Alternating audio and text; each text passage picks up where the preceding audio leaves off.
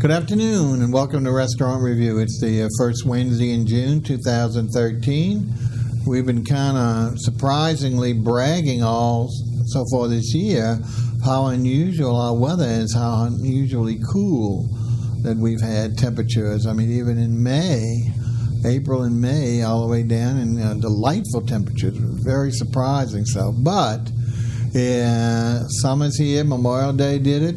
And now we are already up in the low 90s. It's still not going to be as bad as what it will be in the near to end of the summer, but the humidity's right up there, so we're starting to suffer, folks, and you all out there know exactly what I'm talking about.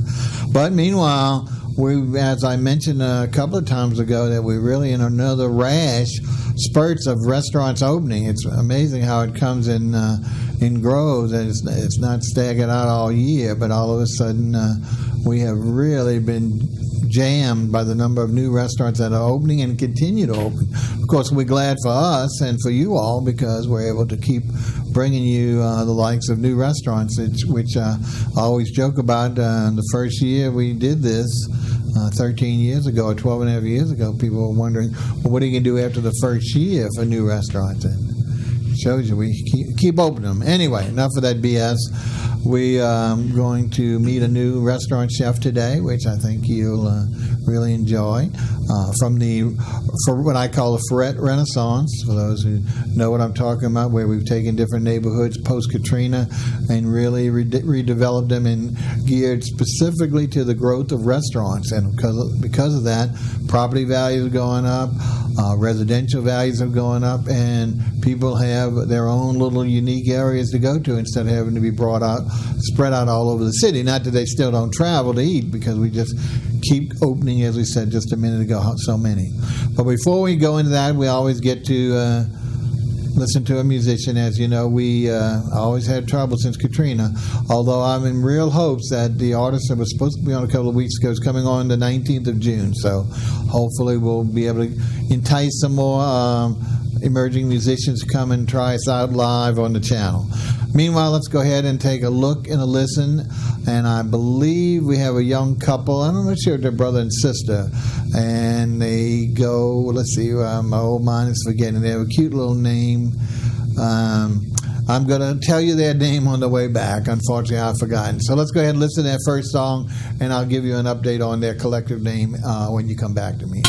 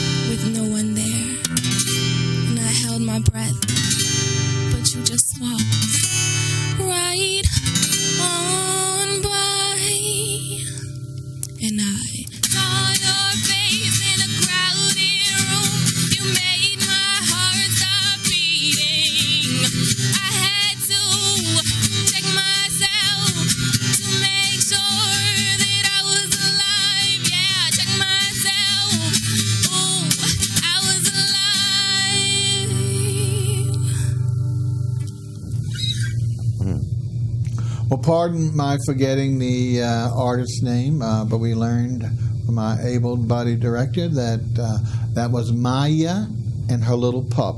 I guess the little pup was on guitar. Hoping I got that right. Anyway, we haven't seen them around, so who knows whether they've moved on or not. But they will be here for 2 more songs before the end of the show, so stick around to hear them. But meanwhile, let's get into our meat and potatoes, even though we're not going to be showing too much of that today. And that, as we mentioned, is with the FRERET Renaissance, which, by the way, continues to grow. I mean, they are almost running out of little nooks and crannies to create restaurants, but they are doing so. Still at least 2 to 4 that I know are on the drafting board. Some are under construction already that will be presenting itself.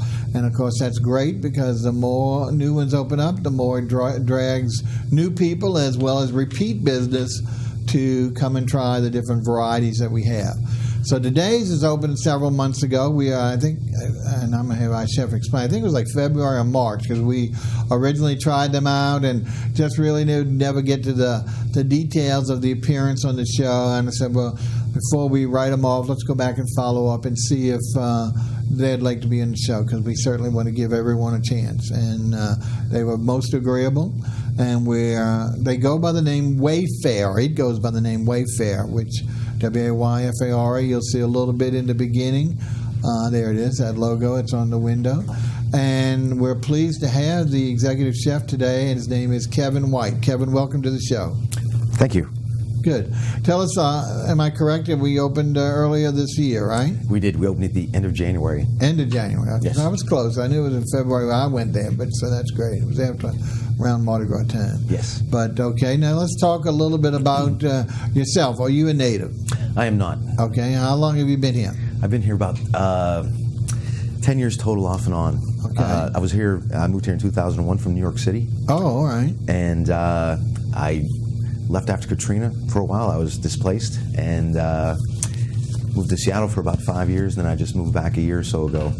Oh, okay. Yes. Were you moving back just to be moving back? I have family here. Okay. My brother's a cardiologist at Auctioner, actually. Oh, wonderful, wonderful. Yes. Congratulations. Yes. Okay, well, that's exciting. We're glad you're able to apply because I know you've got, well, how'd you get interested? Tell us, I know you got some great credentials.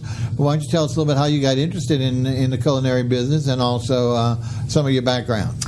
Well, after the first Gulf War, I was a Marine for 8 years. And after the war, I was looking for something to do, a profession, a career, and I had a sister living in New York City, and my grandmother and mother were great cooks, and I'd always been interested in food, and through my sister, she invited me to New York City and went to culinary program there, and spent the next 10 years cooking. Wow, Yes. great. And didn't you meet and maybe worked with a famous chef up there? Many. Actually, Why don't you try out a couple of names that the audience, I think, would be quite familiar with? Well, what got me most interested in cooking as well is a gentleman named David Burke of Park Avenue Cafe. Mm-hmm. And very creative, this is in 1992. He was probably one of the first to do fusion-type food. Right. And he did the most interesting, creative things, and I really caught the bug. From there, I went on to Hudson River Club with Waldy Maloof, who I claim as my mentor. He did many great things. And what about the big Italian guy? Mario Batali. One everybody knows nowadays because Yes. of the shows. So Mario Batali. Yes. There you go. You can't get better than that for credentials. Now, well, he really can because when he came down here, he took one of our favorites and chefs who did a little mentoring for him. He worked for him. And who's that, please? Was it Chef Rene? I thought you said you had worked at a Rene. Oh, I worked with Rene Bajou. Bajou, yeah. Yes. Yeah, oh, gee, you're having me doubt myself. Sorry. Which can happen because I do make mistakes. But we've been fans of Rene for years, since his first restaurant and now with his new Rene's. And I know a lot of the natives are very, very partial to him. So having to hear that you work with him or for him, I think adds, again, addition to your portfolio. Thanks. Okay. Thanks. Now let's talk specifically about the restaurant. We said it was open in the end of January. Yes. And of course it's on FRERET. Right off it's in the first block off of Napoleon, so it's in a very visible spot Yes. which is great. The thing we want to talk about is, let's talk about how many, you've got like 2 dining rooms, or maybe 1 long dining room, even though the building is split in half, almost like a double shotgun. Yes. And we'll see some of those pictures now. About how many do you seat indoors? About 70. About 70. Wow, that's a nice size. And it's more half dining room, half bar. Right, actually. right. And I forgot you've got, like a dining bar on the left. There's 2 columns there. We can see it right there. Yes. The real bar is behind that, but in the middle of those 2 columns is a dining bar. So that adds additional, especially with a single diner, or sometimes during lunchtime when it's so crowded, anyone looking for a spot can dine. So that's Absolutely, great. absolutely. Now let's talk about your days of operation, your days you're closed, if any, so people can get a feel for it. We're open 7 days. 7 days a week, can't beat that for us. 11 to 11, except for Sunday. We close at 5 on Sunday. Oh, okay, great. So Yes. you open straight through. Yes. That's the important thing, of course. For us laid down, just like myself, we don't have to worry about you got to be there before 2:30 or 3 because you got to rush to get out of it. So it's a casual atmosphere, and of course it is the relatively new model of a lot of the restaurants, casual restaurants today, and that is I mistakenly call it a sandwich shop. I don't know what the prototype of the model is, but basically you order at a counter up front as opposed to, but you do have at least, instead of being the typical sandwich shop, you don't have to go up to get your what you've ordered. That's correct. We do have lovely waitresses and waiters to deliver them to your table. So that's the good part. At least you have somewhat service past the order. That's the key. Yes. All right. So we open every day. Oh, the website. It's fairly easy. It's of course the name of the restaurant, Wayfare. Yes. And then the word NOLA, which is very common. We see .com, one word together. WayfareNOLA.com. Is that right? That's correct. And what can we see on the website? On the menu? Oh. You can, and all those pictures you've just shown, I know you took them, but we have very similar Great photographs. Oh, yeah, and much better job than my job. The important thing is that, right, for those who haven't seen the show, or if you want to refresh, just something you see on here, well, hopefully you'll get a better look at it if you go to the website as well. Plus, it'll rehash the hours and everything else you need to know. Okay, well, without further ado, then we want to go ahead and start. We always start with appetizers, and we've got not an unusual one, even though this is, I guess, kind of Latino-inspired, which we're getting a lot of Latino restaurants nowadays, but it really is not. And a lot of his background is somewhat French-related, I believe, so that you're going to see as we move along that the actual some of the processing and the cooking preparation style is much more French than some of the other cuisines. But let's take a look at our first appetizer, and why don't you tell us about it? well, this is sort of a take on a meat pie. It is sort of an empanada as well, but we sort of took the Natchitoches meat pie. Right, and which is very, very popular here. Yes, and what we've done is every day we switch it up to a new meat pie.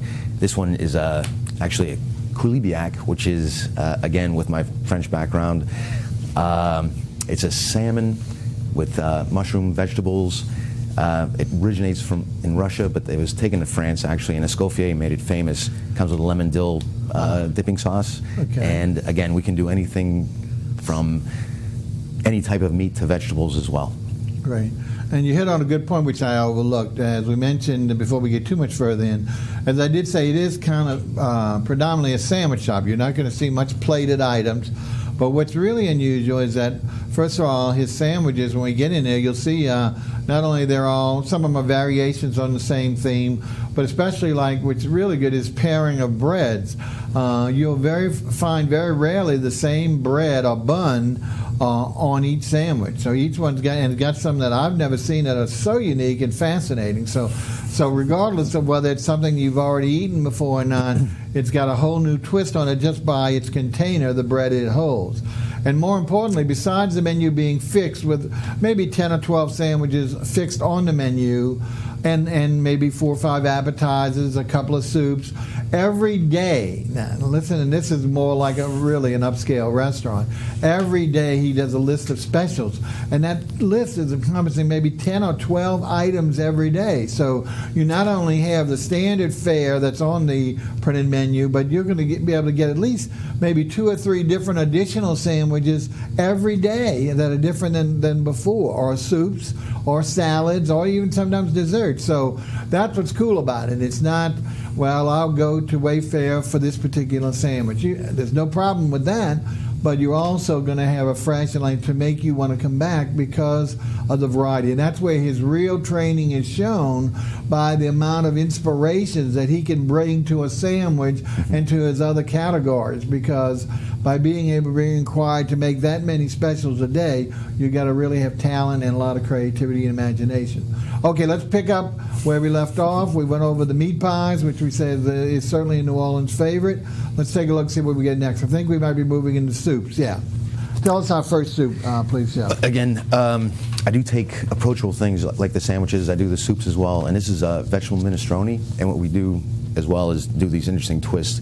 And for minestrone, oftentimes has pasta. So we make our own pasta to put into the dish. This happens to be, it's sort of a cavatelli dough. It has ricotta and just all-purpose flour. And we make our own pasta for this dish, for this soup. And croutons on the side, homemade again? Yes. Yeah. Yes. Well, that's what's good about it. And for those who appreciate soup, like I do, even in the summer, and when I was, lo and behold, surprised, he told me when we talked on earlier that he was going to do chilled soups during the summer. And I cautioned him because I said, New Orleans, and maybe even beyond New Orleans, are just not big cold soup eaters. I adore soup every year and really cannot find much chilled soup. Once in a while I'll find, of course, gazpacho, because in the Spanish restaurant we have more and more, or vichyssoise, but even vichyssoise is now very hard to find. He's cranking out some great ones in addition to the heated soup. So that's what's really talented. So for those who, whether you're on a diet or not, doesn't matter. The soups are great and a great way to start with a salad or a sandwich. It's a great pairing or a great combination. Okay, let's take a look at another soup, and this one is another variation of one that's pretty famous, especially in a lot of the Mediterranean restaurants, and that's a lentil soup. But let's take a look. Look how colorful and magnificent this is. Let's talk about this soup. Again, it's a lentil with, it's actually a take on a wedding soup that I just added lentils to, and this is a dish my mother made, and it has greens and small meatballs. Yeah, that's the part you don't see. I wanted to tell you there's a surprise under those lentils. Most of the places might have some, maybe would have some meat seasoning. Very few, though. A lot of them just do it vegetable style, which is fine, vegetarian style. But for those, one of my favorite Italian soups is the wedding soup, which contains the mini meatballs. And to have those embedded under the waters of the beans there, peas, are really phenomenal. And then to have this wonderful coating on top. Tell them we got in that beautiful colored diced stuff on top. It's just it's a fresh vegetable salsa, actually, Italian salsa that is. So seasoned with herbs and actually very simple as that.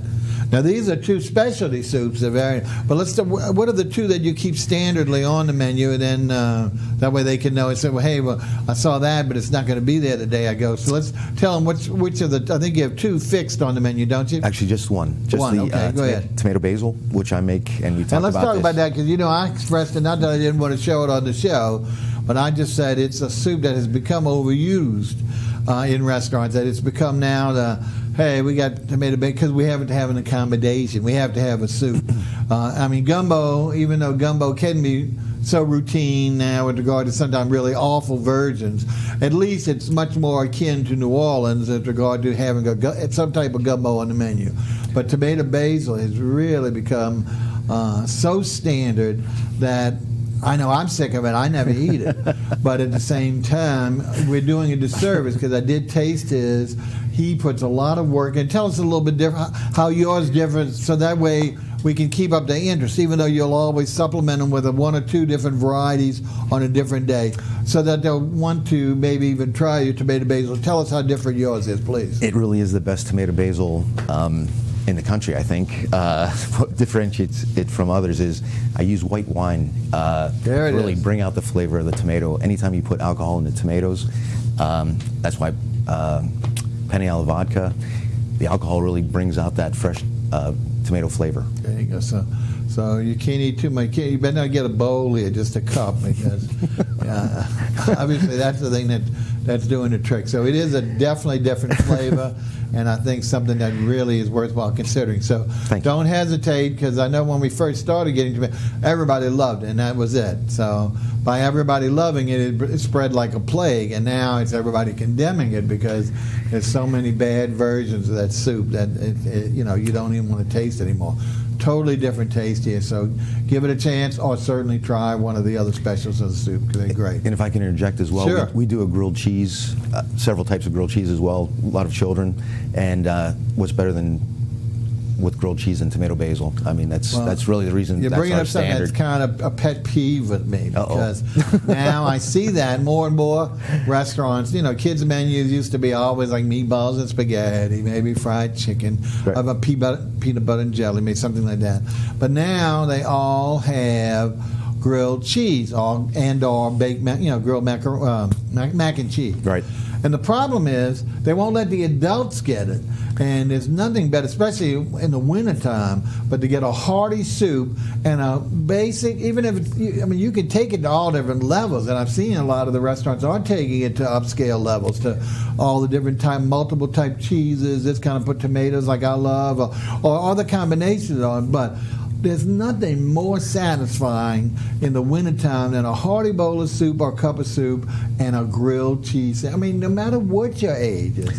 And I know, I guess because they feel that the adult doesn't want to pay a higher price for the grilled cheese, but whatever it is, it really is a disservice, because I think at least in the wintertime it should be made available to all levels, because even if it's linked together, a soup and sandwich combo, as opposed to just buying the grilled cheese sandwich, because I think you would sell it, and I know a lot of people like myself would love it. Go ahead, you were going to make a comment. I was just going to say, come to Wayfare if you want that. I mean, we would not deny you. Right now? We would not deny you.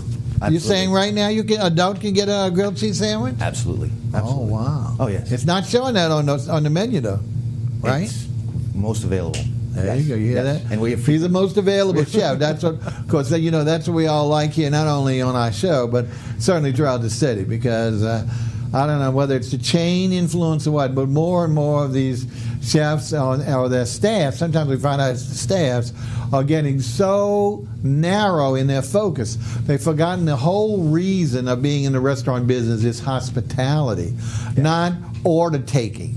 And not saying, well, this is our menu, take it or leave it, basically. And, it really excruciates me when I have to go. The pain is unbelievable. I have to go to these places and say, no substitutions, or no this, you got this only. And, after all, the people have come all the way. If you have it, serve it. Now if you're out of it, that's a different story. Explain it. But just because it's on this way on the menu, well, everybody's, especially today with all the different allergies and preferences and all, how can you maintain that rigidity? Because there's so many things that people want, and some of them, I have to admit, are trendy as opposed to real, but it shouldn't matter. You're a restaurateur. You want your guests to enjoy their experience if you can. And you don't want to complicate or aggravate them by saying no to anything as long as it's a reasonable request. I'm sorry, I'm wasting time on because we want to get through your thing. Go ahead. And you're not all. I just want to say that we accommodate everyone, and we're happy to. I've been actually taught in the restaurants I've worked in to bend over backwards for any guest. Well, you can see that's the experience and the training of a real chef that we're trying to portray here. I doubt if many of the sandwich shops today would go to that expense or extreme of making a different type of sandwich. And even some of the well-known ones, because I know I've been refused recently, and I've been going to there all my life, and now they won't do anything different. And anyway, we're wasting time. Let's go ahead and look. Now we want to look at some great salads. He has, I think, 4 standardly, but once again, he's got at least 1 or 2 every day. So let's do that. The first one, I am so glad in the last 4 or 5 years, that beets have come back. Before they were looked at as, I don't know why, maybe because of the coloring's disgusting or I don't know. But it would look down on and never really used anymore. When I grew up, it was a standard in these salad options. They're finally coming back. So let's take a look at this beautiful salad that does employ beets. Yes. And so it's really right up my line. Tell us, what do we call this one? Have a name for it? It's just a beet salad. Beet salad. Can't beat that. It's simple as that. We try and keep it simple. The beauty of this, we do use red and gold beets. And the special thing about this salad is, and this is, again, with my training, each beet is cooked individually. I wrapped it individually. Ah. Olive oil, salt, and pepper. And beets are generally not uniform, so they cook at different temperatures. And Sure. the smaller ones are pulled before and after. And like you're saying, beets have not had the best name. It's because I think they're cooked improperly. Beets are fabulous, sweet and earthy, and people boil them and do weird things. Yeah. But ours are taken care of. Excellent. Yes. So I'm telling you, if you like beets, and too many salads today are beet accommodations. Once again, they call it a beet, and they've got minuscule little cubes. They look like I don't know how to explain it. Not even a reasonable size. They might have some of those sprinkled in that you can't even find. And again, I guess they're so afraid that the coloration, because it does have that, is going to destroy some of the color of the whole salad. But if you want beets in there, I mean, you want beets in there, and that's just part of the deal. And now to have the something we never had growing up, the variations of beets. Now, it was always just the red beet.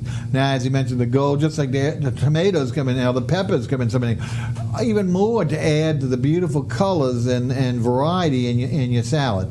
Now, let's look at another salad. This is his signature salad. Again, these two are both these on the menu? Yes, they are. Okay, great. So these will be sent. Look how beautiful and fresh and vibrant this is, folks. Tell us about your, of course, the name of the Wayfare, right? It is the Wayfare salad, and this incorporates a lot of what we do there. Much of it being from scratch. That the white is the mozzarella in this dish, and we make our mozzarella every day. We do it's blood orange with a blood orange oil on there, and some olives and tomato, and it's just very refreshing salad. Now you're making that mozzarella, right? I do.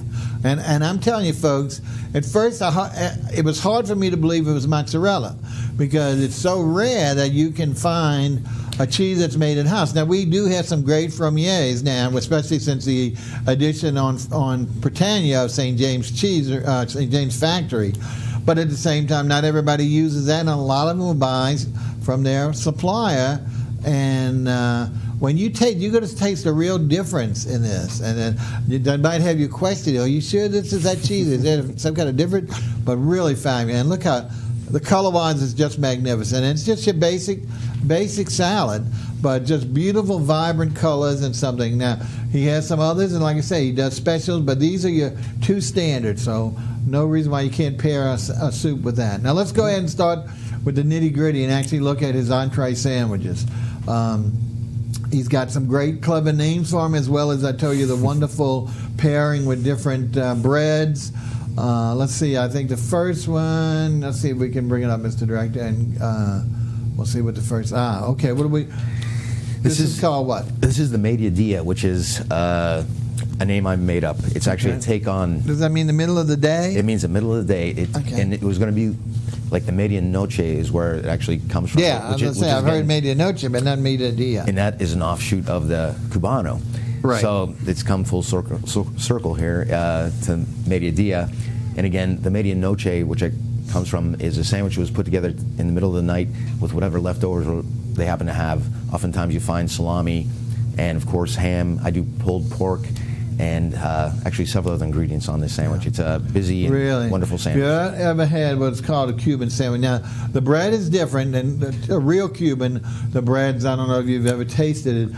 It's really, I think they have no yellow of the eggs. It's all the white egg yolk. So it's really a phenomenal taste, but at the same time, there's very few I don't even know. There used to be a wonderful Cuban grocery store. There's the inside on Esplanade. They closed with Katrina. So you really can't get that bread. But what bread are you using here? But it's delightful. This is a pan de agua from a local baker, and I source my bread from 7 different places actually. Good. And again, to pair, each sandwich deserves its own bread, and each sandwich has its own character. So, and on this sandwich you see, as well as the pickles on the inside, I do all my own pickles. There's pickled jalapeno, pickled dill. Talk about that. In fact, we have too many pictures of this particular one, so we'll be seeing it more, and then we'll go over and re-emphasize about the pickles there, not only for that, but for your whole portfolio. All right, let's take a look at another sandwich. All right, I think we got another one ready, huh? Let's see. Don't forget, folks, you can call in. I saw our numbers come up. Now let's go ahead and take a look at this sandwich, and then we'll reiterate about the callers if you want to know anything about the restaurant or the food. What are we looking at here, please, Chef? This is a chicken Dijon, and this is our take on a chicken salad. Yeah, I love chicken egg salad. Oh, my favorites. So this was my first visit. This is one I tried. I really, really liked it because, again, it's It's just something that's gone by the wayside that very few people make, or they buy it from a vendor, and it's just chopped white chicken meat with a lot of mayonnaise, and it's just really disgusting tasting. We don't have that at all. Tell us a little bit about yours. And that's a great point. There is no mayo in this chicken salad. And that's why I wanted to emphasize, because that's unfortunately in most of the places, you're going to get egg salad, chicken salad, it's just mayonnaise, that you're tasting. So the rest of it is just to give you consistency, but very little flavor other than mayonnaise. And that's why with yours, go ahead. What makes this very colorful and green is we do a basil puree with a Dijon vinaigrette, and that's where it gets the Dijon name, and it's just very clean and fresh. I think second, we usually take a couple of photos. I think the second we try and do an open one if we can look at that one. Do we have that one loaded up? And let's talk about your chips while they're doing that. Those are your homemade chips, right? Every day we make chips. It's it's a burden of love. Actually, it takes really quite is, time but consuming. I mean, for something like this, it's great to have rather than just the standard FFs. To have homemade chips, even though more and more are doing it, it just really adds another dimension. Sorry, the quality of that picture is a little dark, but wanted to let you see the inside. Okay, let's move on to another sandwich because we've got, like I say, about 4 or 5 of them. Okay, this is the revision of the media dia that he called it, which is a Cuban sandwich. Notice it's cut in very long pieces, and if we'll go to the open one, you'll see specifically, and we're going to talk about the pickles. As we mentioned, go ahead. I'm sorry. Every sandwich comes with chips and pickles. Yeah, I mean that's part of it. And those are the bread and butter pickles, which I've converted non-pickle eaters with these pickles. Really? Oh, yes. Well, I love bread and butters anyway. But what's good about it is you're pickling other things besides pickles too. I know. Yes, we are. Yeah. Oh, yes. And this is what I love is the Asian or the Japanese influence, which for those who know old-time history is that oftentimes after the war the Japanese lost a lot of their refrigeration, so they had to preserve things so that food could stay longer, vegetable. So they went over and beyond just the cucumbers that we all we know American is pickled, which are really pickled cucumbers. But they do eggplant, I mean, you name it. They carrots, radishes. So it's a phenomenal thing that I try and always preach if I take someone to a Japanese restaurant to try. Because you can mix and match them in your sushi, and you get. But look how beautiful this is, because the bread and butter, which is my personal favorite, is just done. You can once again tell the difference that it's a homemade, fresh, as opposed to something that just comes from a jar that's loaded with sugar many times. Pickled jalapenos on that sandwich as well. Right. We do pickled onions, carrots, peppers, cauliflower.